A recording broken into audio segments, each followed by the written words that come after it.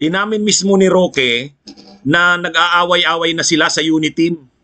Kaya lang ang sinisisi niya, yung mga kasamahan daw nila sa Uniteam, sa halip daw na ipagtanggol si Sara, ay sumasama pa daw sa paninira kay Sara. Ako mga partners, nagtataka ako bakit nagpa-pressure si Speaker Martin Romualdez at si Chairman Zaldico sa mga sympathizers ng mga terorismong mga grupo? Alam mo, nung panahon namin, 17th Congress, na hindi kasama yan sa minority. Bakit? Pag sinama mo yan sa minority, binibigay mo sila ng limelight at yan nga ang nangyari. Bakit? Sa budget hearing, tradition sa House na ang majority hindi dapat nagtatanong kasi budget mo yan ba't mo tatanungin?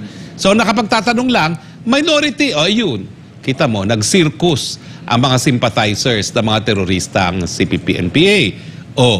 Bakit natin pinayaan yan in the first place? Bakit sila nakapasok sa minority? Kaya nga po ako nagtataka Akala ko tapos na yung tabaluslos. Hindi naman natin matatanggal yan kay Speaker kung masama loob niya dyan. Pero alam mo, yung mga aliado ng Uniteam, dapat ginagawa ang lahat para palakasin ang samahan ng Uniteam. Ano ba naman kayo? Wala pang 2 taon ang ating administrasyon, nagsisiraan na tayo. Bakit natin kakampihan yung kalaban ng gobyerno kaysa doon sa kalaban natin, nakakampi natin sa Uniteam? Maganda tong nangyayari na ito mga kabunyog. Yung sinasabi natin noon pa na yung sinasabing unity na yan, ng Uniteam, hindi yan magtatagal. Kasi mga gahaman lahat yan yung nasa Uniteam Yang sa pagsasama-sama ng Marcos Arroyo Duterte, mga mandarambong, mga plunderers, tatagal ba yan? Pag may nadihado dyan, pag may nadihado sa pakinabang sa gobyerno, aalma yan. Aalma yan mga kabunyog. At syempre dahil sa kanilang ambisyong politikal, iniisip na nila kaagad yung 2028, ayan, nag-aaway-away na. At ngayon, ang sinasabi ni Roque, kaya daw nasisira ngayon si Sara dahil yung mga kasamahan nila mismo sa Uniteam, hinahayaan daw na masira si Sara. Anong sabi ni Harry Roque? Inamin niya mismo. Sabi niya, bakit tayo nagsisiraan? Kapwa-kapwa tayo Uniteam. Kumbaga ang sinasabi niya, ang dahilan ng pagkasira ni Sara ay kapwa niya Uniteam mismo. Kasi daw, hindi pinagtatanggol ng mga kasamahan niya sa Uniteam si Sara. Hinahayaan daw ng mga kasamahan niya sa Uniteam na siraan si Sara ng mga makakaliwang grupo. Ang tinutukoy ni Harry Roque, yung sila Franz Castro at Raul Manuel at Arlene Brosas. Kasi pinabwilo daw sila Arlene Brosas at Franz Castro sa pagsasalita sa kamera. Kung hindi daw yun binigyan ng pagkakataong magsalita, hindi daw pinabwelo, hindi raw yun mangyayari na masira si Sara. Yun ang argumento ni Roque. Ang nagbigay daw sa kanila ng pag-platform na makapagsalita, makabuelo, ay mga mismong miyembro ng majority nasa ilalim ni Speaker Martin Romualdez. Sabi niya mga kasamahan yan sa Uniteam, pero hinahayaan na siraan si Sara. Ganyan yung takbo ng pag-iisip. Actually, nawala na lahat ng katinuan sa taong ito. Nawala na mga kabunyog. Nawala na ang katinuan. Talagang zero na. Zero na ang katinuan nito. Dapat daw kasi hindi sinasama sa minority yung Makabayan Black na yan.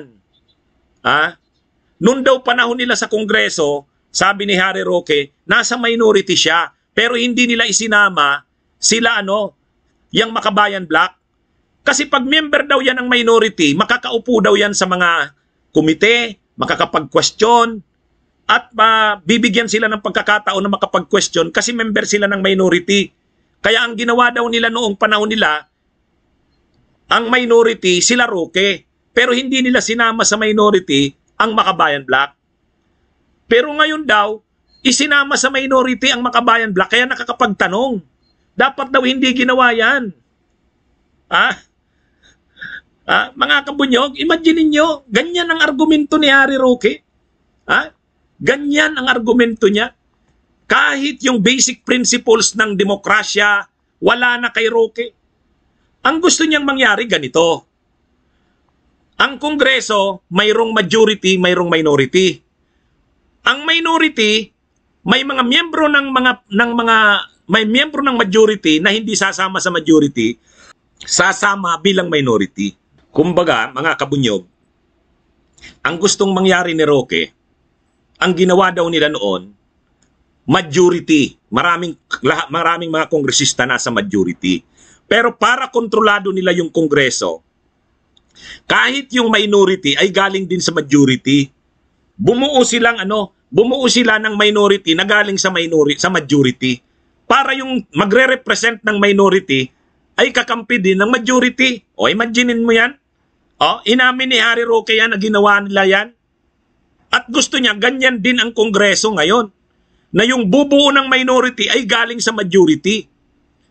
Nung sila daw yan, alam ko yung panahon na yan eh. Yan yata yung panahon na tumayong minority, sila Danny Suarez.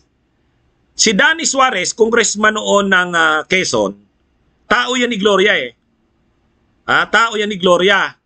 Ngayon, sila yung tumayong minority, kasama sila Roque. Pero nang binuo nila yung minority, hindi sinama daw. Sabi ni Roque hindi nila sinama yung Makabayan Bloc. Parang itchapera ang Makabayan Bloc. Wala sa majority, wala din sa minority. Kaya pagdating sa deliberation sa Kongreso, hindi nakakapagsalita yung Makabayan Bloc. Kasi ang nagsasalita na minority ay kakampi rin ng majority. O di ba kalukuhan yan mga kabunyog? Kalukuhan yun. Siya na mismo, inamin niya, garapal ang ginawa nila. Ibig sabihin, umupo siya sa minority noon, member siya ng minority, pero hindi pala siya minority talaga. Gawa-gawang minority lang. Yun ang gusto niyang gawin ngayon nila Martin Romualdez. Na dapat yung minority, hindi isinama ang Makabayan Bloc. Dapat naglagay ng minority na tao rin nila ng unity team. Para pag nag-deliberate sa Congress, ang magtatayong minority ay kanila rin. Ay ngayon daw isinama sa minority yung Makabayan Bloc. So binigyan sila ng pagkakataon makapagsalita. Nasira tuloy si Sara. Di ba? Ang tindi ng taong to, mga kabunyog. Nakukuha nyo ba yung niya?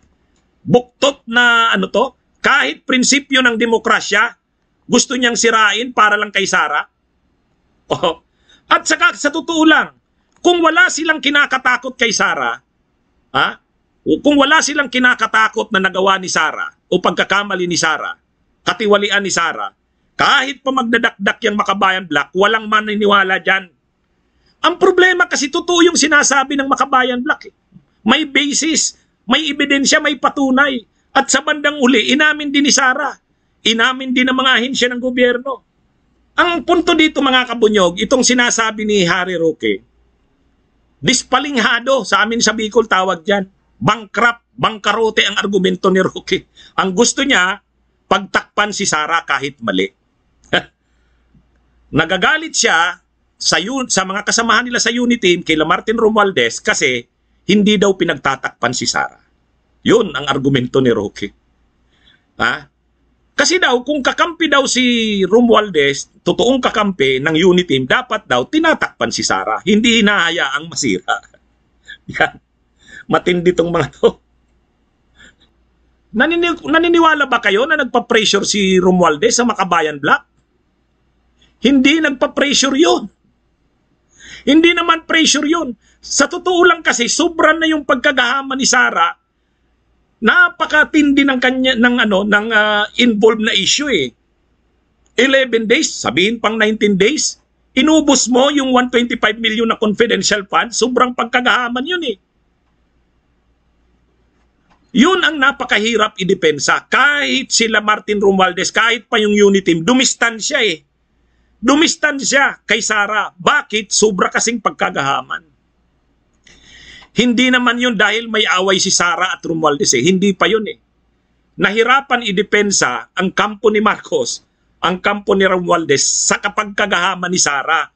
Tapos ngayon, na-i-expose yung pagkagahaman ni Sara, ang sisisihin ni Roque ay ang kasamahan nila sa unity team. Bunyog, bunyog, halikan na kasama ka. Bunyog, kapag buklod ay may pag-asa.